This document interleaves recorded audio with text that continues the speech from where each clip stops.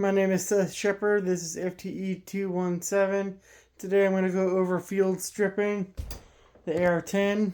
I'm going to go over whatever aftermarket parts I would get for it and why, and what aftermarket or different triggers I would get and why. And then do a drop test. So let's get started. Verified already that there's no live ammunition in the area. Sorry, my place is a bit cluttered, so I'm trying to work around all that. And I can't really zoom out with my camera that far, and there's not enough room for me to move my tripod back, so I'm working with limited space. But the field strip, I take down, first take the takedown pin and the pivot pin out, and that leaves the upper and the lower as separate things. And then, sorry, I'm just working with this camera, and you take out the bolt carrier group and the charging handle. So you got these. Alright, and this is my second take doing this. I forgot to hit record on the first one, so I'm a little, yeah. So to take all this out, first taking out the retainer pin for the firing pin, taking that out, and then I'm taking the cam pin out, and then the bolt, and then I'm going to clean all these components, put them back together, and then clean the barrel and the chamber. And on the lower receiver, I'm going to clean probably around the buffer tube and the trigger. So putting this back together,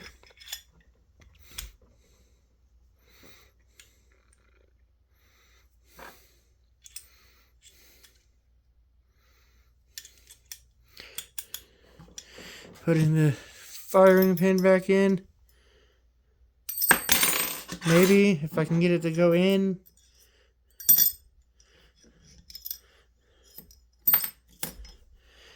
Alright, I've been having trouble with this retainer pin, so let's see if I can get it to go in.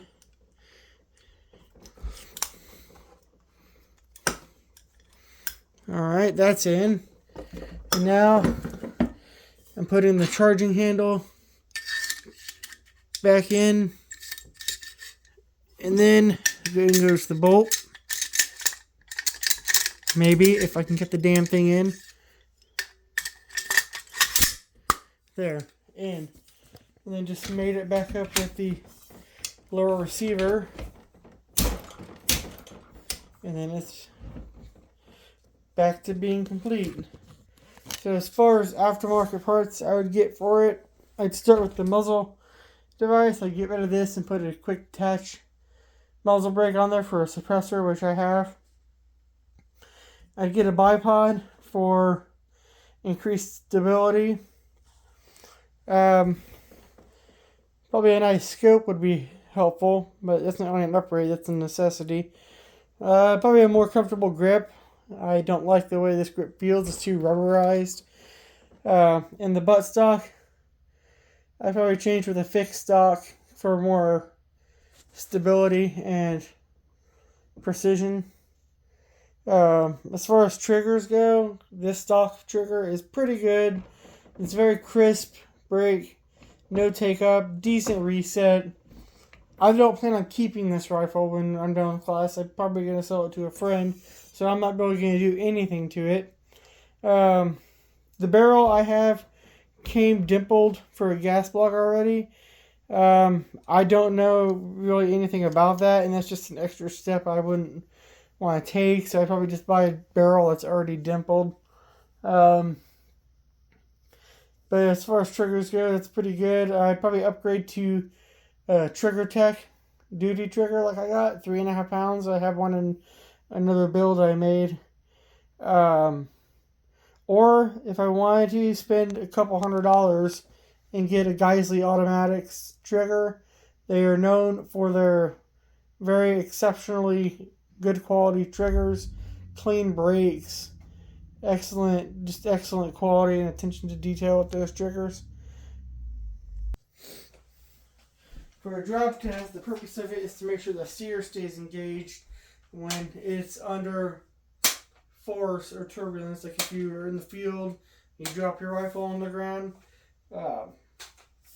it makes sure that your sear can stay engaged and not have a negligent discharge. So to start it, make sure it's cocked. There is no live ammunition in here. And with the safety on, I'm going to tap the buttstock against the floor.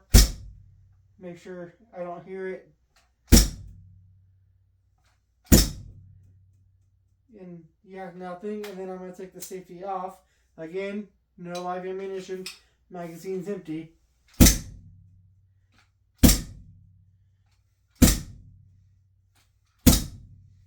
And the sear stayed engaged. I successfully drop test the rifle. Like I said, I'm probably going to sell the rifle eventually, but yeah, that's how the field's how to clean it and what upgrades I put on there and what I think about the trigger and aftermarket triggers and how to drop test. So thank you. I look forward to the remaining 2 weeks of class and learning more.